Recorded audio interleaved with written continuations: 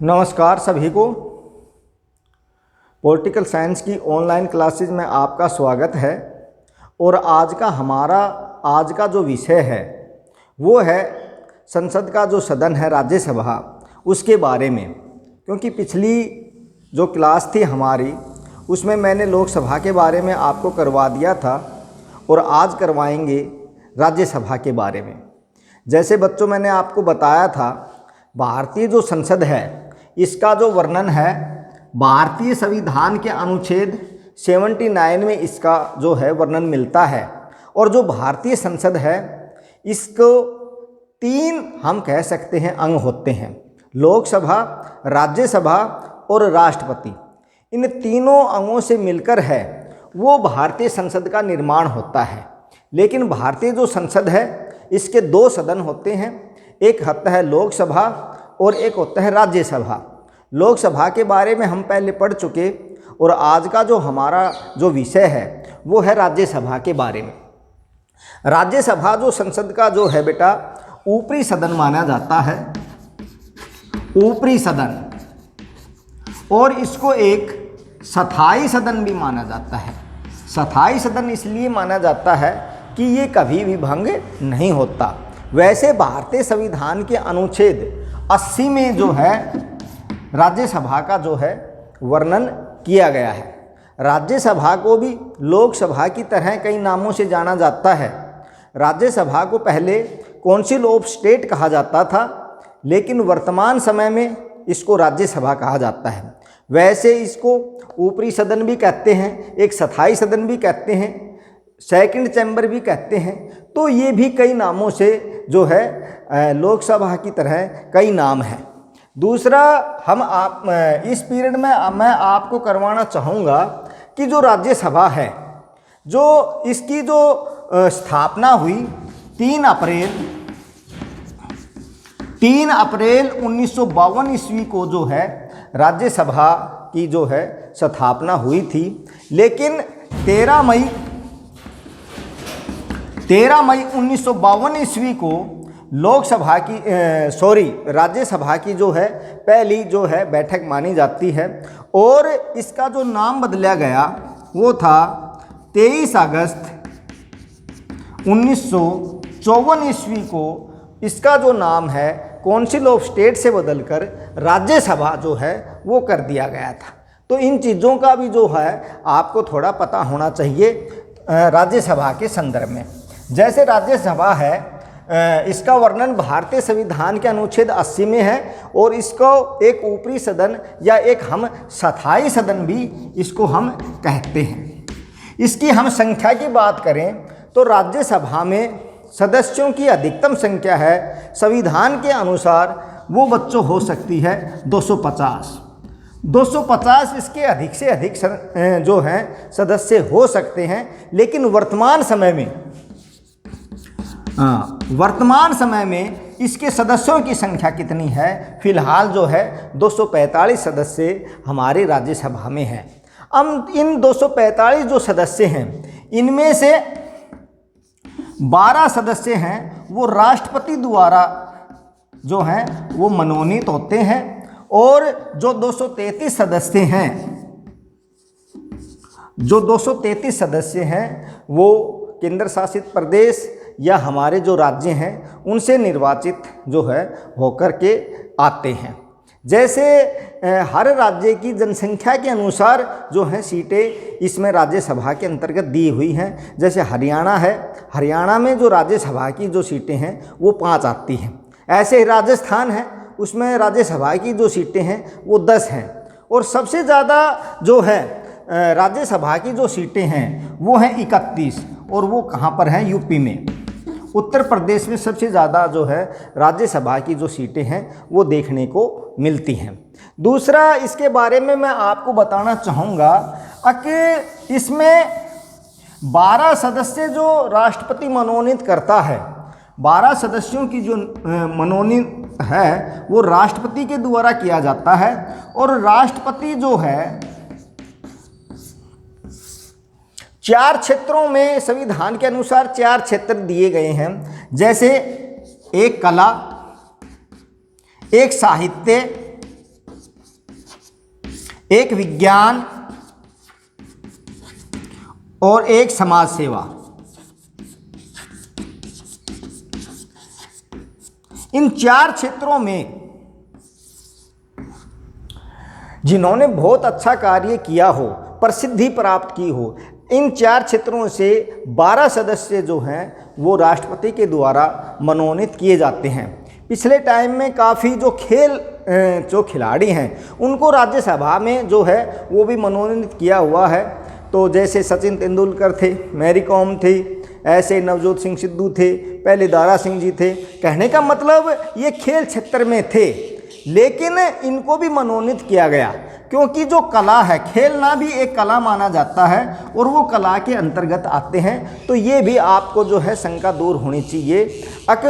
संविधान के अनुसार तो ओनली 4 क्षेत्र दिए गए हैं, लेकिन जो खेलना है जो है स्पोर्ट्स, वो कला में अंतर्गत आता है। और ऐसे 12 सदस्यों की जो नियुक्ति है वो मतलब राष्ट्रपति जो है अपने क्षेत्र में जिसने प्रसिद्धि प्राप्त की है, ऐसे 12 सदस्यों को जो है राष्ट्रपति मनोनीत करता है। अब आगे आता है इसमें जो चुनाव। भाई राज्यसभा के जो सदस्य हैं इनका जो चुनाव कैसे किया जाता है, तो राज्यसभा के सदस्यों का जो चुनाव है बेटा वो है अप्रत्यक्ष रूप से किया जाता है।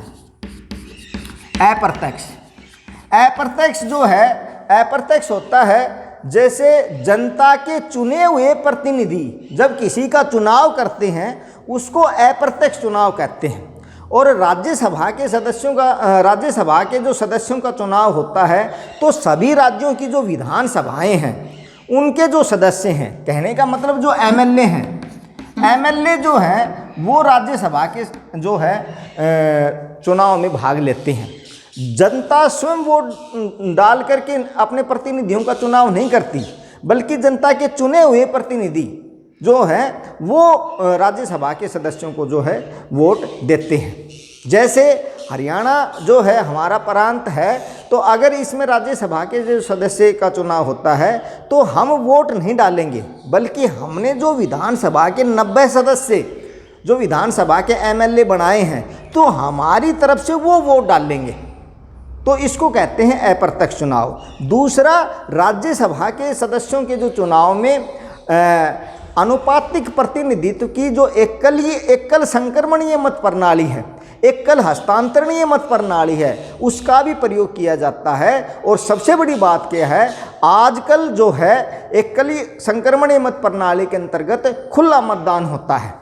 जैसे लोकसभा के चुनाव में प्रत्यक्ष जनता वोट डालती है और गुप्त मतदान अपनाया जाता है, लेकिन राज्यसभा के चुनाव में जो है खुला मतदान इसके अंतर्गत देखने को मिलता है। क्योंकि बीच में क्या हुआ, ज़्यादा भ्रष्टाचार देखने को मिला और फिर 1951 में जो जनप्रतिनिधित्व कानून है उसमें मतलब ऐड की गई बात, अगर राज्यसभा के सदस्यों का चुनाव एकल संक्रमणीय मत प्रणाली के द्वारा खुला मतदान के जो है उसके तहत में किया जाएगा।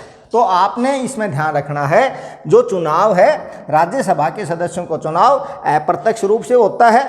सभी राज्यों की विधानसभाओं के सदस्य जो एमएलए होते हैं वे इसके चुनाव में भाग लेते हैं और चुनाव के लिए अनुपातिक प्रतिनिधित्व की जो एकल संक्रमणीय मत प्रणाली है, वरीयता के क्रम के अनुसार जो मतलब वोट दिए जाते हैं उसका इसमें प्रयोग किया जाता है खुला मतदान के द्वारा। आशा है आपको यहाँ तक समझ में आ गया होगा। फिर आता है आयु के संदर्भ में। भाई राज्यसभा का जो चुनाव लड़ने के लिए उम्मीदवार की जो आयु है वो कितनी रखी गई है, तो राज्यसभा का चुनाव लड़ने के लिए उम्मीदवार की जो आयु है बच्चों वो है 30 वर्ष। जैसे लोकसभा का चुनाव लड़ने के लिए जो आयु थी वो 25 वर्ष थी, ऐसे ही राज्यसभा का जो चुनाव लड़ने के लिए जो आयु रखी है वो 30 वर्ष की आयु जो है वो रखी गई है। 30 वर्ष या कम से कम 30 वर्ष, अधिक कितना भी हो, तो 30 वर्ष या इससे अधिक आयु का जो व्यक्ति है वो राज्यसभा का चुनाव लड़ सकता है। दूसरा, उसमें जो संसद समय समय पर जो योग्यता निर्धारित करती है, जैसे पहला आपके पद पर नहीं होना चाहिए, दूसरी जो योग्यताएं वो सारी इसके अंतर्गत आती हैं। उन शर्तों को पूरा करने वाला जो व्यक्ति है वो ही राज्यसभा का जो चुनाव है लड़ सकता है। दूसरा, इसकी जो संख्या है इसके संदर्भ में या कार्यकाल के संदर्भ में हम कह सकते हैं जो राज्यसभा का जो कार्यकाल है वो तो बेटा एक ये राज्यसभा है, एक स्थायी सदन है। इसका कार्यकाल, इसका कोई कार्यकाल नहीं है, ये स्थायी सदन है, ये कभी भी भंग नहीं होता। लेकिन इसके सदस्यों का जो कार्यकाल है, जो निर्वाचित होकर आते हैं, उनका जो कार्यकाल है वो रखा गया है 6 वर्ष। राज्यसभा के सदस्यों का जो कार्यकाल है वो 6 वर्ष रखा गया है। 6 वर्ष भी संविधान में कहीं भी 6 वर्ष का जो जिक्र नहीं है। संविधान में ये है अगर भाई राज्यसभा का जो सदस्यों का जो चुनाव है वो मतलब हम कह सकते हैं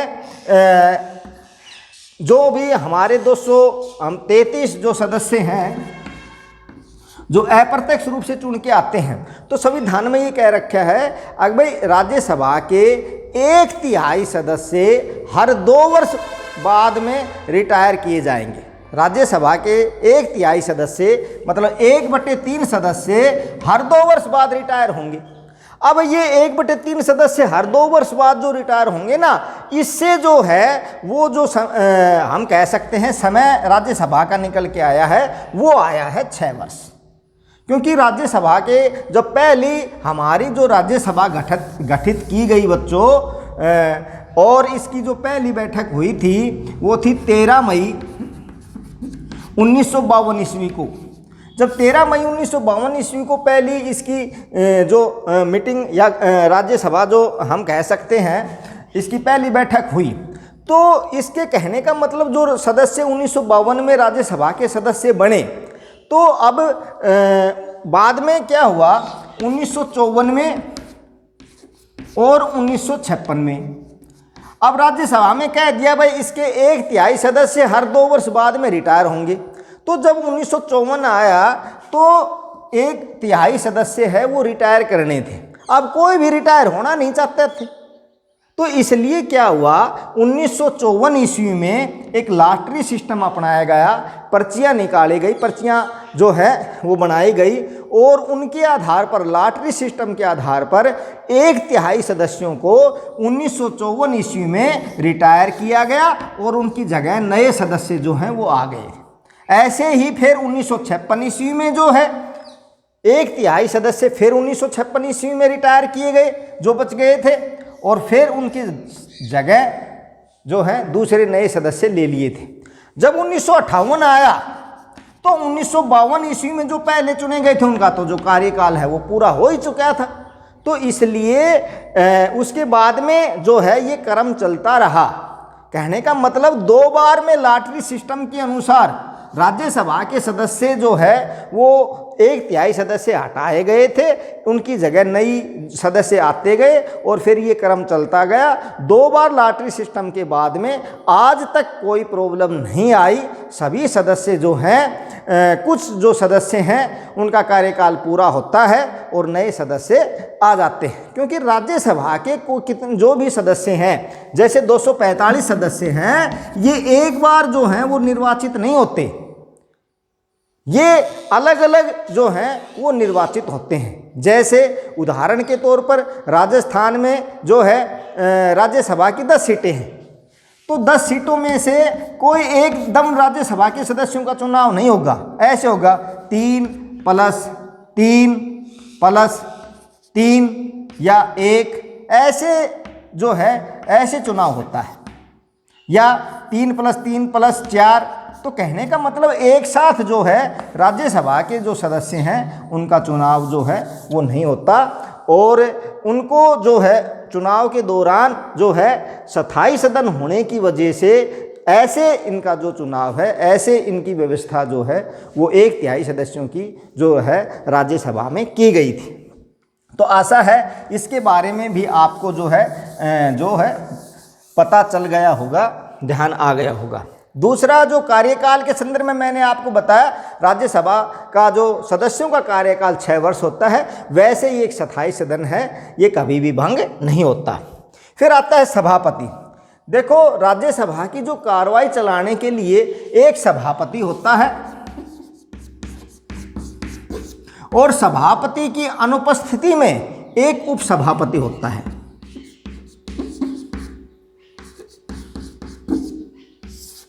सभापति और उपसभापति द्वारा जो है राज्यसभा की जो कार्रवाई है वो चलाई जाती है। सबसे पहले लेते हैं सभापति के बारे में, अध्यक्ष। तो राज्यसभा का सभापति या राज्यसभा का जो अध्यक्ष है वो है उपराष्ट्रपति। उपराष्ट्रपति राज्यसभा का पदेन अध्यक्ष माना जाता है। पदेन अध्यक्ष का मतलब होता है भाई पहले से वो उस पद पर है, उपराष्ट्रपति के पद पर है, तब राज्यसभा का जो है वो सभापति है। तो राज्यसभा का जो भी देश का उपराष्ट्रपति है वो राज्यसभा का सभापति होता है या अध्यक्ष होता है। अगर उपराष्ट्रपति अनुपस्थित है तो उपराष्ट्रपति की अनुपस्थिति में जो है उपसभापति है वो सदन की जो है कार्रवाई चलाता है। हाँ, उपसभापति का जो चुनाव है वो राज्यसभा के जो सदस्य हैं वो अपने में से ही जो है उपसभापति का जो है चुनाव करते हैं, बल्कि सभापति का जो चुनाव है वो सभापति का चुनाव नहीं होता। ये संविधान के अनुसार ही पहले से डिसाइड है भाई जो देश का उपराष्ट्रपति होगा वो राज्यसभा का जो है सभापति होगा, और राज्यसभा के सदस्य अपने में से फिर उपसभापति का जो चुनाव करते हैं। अब पीछे जो है हमारे हरिवंश नारायण सिंह जो हैं, हरिवंश नारायण सिंह जी वो राज्यसभा के हमारे उपसभापति बने हैं। पहले से जो हमारे उपराष्ट्रपति हैं श्री वेंकैया नायडू जी, वो पहले से ही जो है उपराष्ट्रपति हैं, तो वह अपने आप ही जो है राज्यसभा के सभापति हैं। इसमें आपने एक चीज़ और याद रखनी है, अगर जो सभापति है अगर किसी कारण से इनको अपने पद से त्यागपत्र देना है तो उपसभापति तो अपना त्यागपत्र सभापति को सौंपता है, लेकिन सभापति है ना अपना त्यागपत्र उपसभापति को नहीं सौंपता, बल्कि सभापति किसको सौंपता है, राष्ट्रपति को अपना जो है त्यागपत्र जो है सौंपता है। लोकसभा की तरह कंफ्यूज मत होना, क्योंकि लोकसभा में क्या था, अध्यक्ष अपना त्यागपत्र उपाध्यक्ष को सौंपता है और उपाध्यक्ष अपना त्यागपत्र किसको सौंपता है, अध्यक्ष को सौंपता है। लेकिन राज्यसभा में ऐसा नहीं है। राज्यसभा में उपसभापति अपना त्यागपत्र सभापति को सौंपता है और सभापति जो है उपराष्ट्रपति जो है वो अपना त्यागपत्र है, अगर वो त्यागपत्र देना चाहे तो किसको सौंपता है, राष्ट्रपति को। ये भी आपने थोड़ा सा इस चीज़ का इसमें ध्यान रखना है। फिर आता है गणपूर्ति के संदर्भ में, गणपूर्ति। तो राज्यसभा के जो गणपूर्ति है, सदन की जो कार्यवाही चलाने के लिए जो संख्या निर्धारित की है वो लोकसभा की तरह ही है। कुल जो सदस्य संख्या है उसका 1/10 हिस्सा, अगर 1/10 जो है सदस्य सदन में मौजूद होंगे तो ही सदन की कार्रवाई चलती है गणपूर्ति के रूप में, नहीं तो जो कार्रवाई है जो है वो नहीं चलती। ये भी आपने इस चीज़ का इसमें ध्यान रखना है। वैसे जो राज्यसभा है, हमारा राज्यसभा के अंतर्गत एक लोकसभा और हमारी राज्यसभा है, उसका कलर के संबंध में भी जो है एक प्रतीक के रूप में रंग रखा गया है। आपको बताना चाहूँगा, अगर लोकसभा में आप देखना, लोकसभा चैनल पे जब भी आप कार्रवाई देखते हो तो लोकसभा के हरा रंग जो है वो एक प्रतीक के रूप में माना जाता है। उसमें सारी चीज़ें हैं वो आपको हरी मिलेंगी, भाई पर्दे हैं या नीचे बिछाने की जो भी फर्श है वो सारा का सारा हरा। ऐसे ही राज्यसभा का जो प्रतीक जो रंग रखा गया है वो है रेड कलर, लाल कलर जो है वो आपको देखने को मिलता है। दूसरा, राज्यसभा जो है काफ़ी हमारी जो संसद है उसका महत्वपूर्ण जो है वो सदन माना जाता है, और राज्यसभा और लोकसभा में जो है कोई भी जो बिल है वो पारित होने के बाद में ही जो हमारा राष्ट्रपति जी हैं हस्ताक्षर करते हैं, और हस्ताक्षर के बाद में जो क्या है वो कानून बनते हैं। तो इस पीरियड में जो है आपको राज्यसभा के बारे में पता चल गया होगा। बिल्कुल सिंपल है, 1-2 बार आप बुक से देखोगे, बुक से पढ़ोगे तो अपने आप ही ध्यान आ जाएगा। बिल्कुल सिंपल है भाई। राज्यसभा का संसद जो राज्यसभा का है ऊपरी सदन माना जाता है, इसको एक स्थायी सदन कहते हैं। राज्यसभा का वर्णन भारतीय संविधान के अनुच्छेद 80 में इसका वर्णन है। राज्यसभा की अधिकतम संख्या 250 तक हो सकती है, लेकिन वर्तमान समय में क्या है 245 जो है इसकी वर्तमान में सदस्य संख्या है। कहने का मतलब क्या है, 12 जो सदस्य हैं राष्ट्रपति मनोनीत करता है और 233 जो सदस्य हैं वो मतलब राज्यों से या केंद्र शासित प्रदेशों से इसमें आते हैं।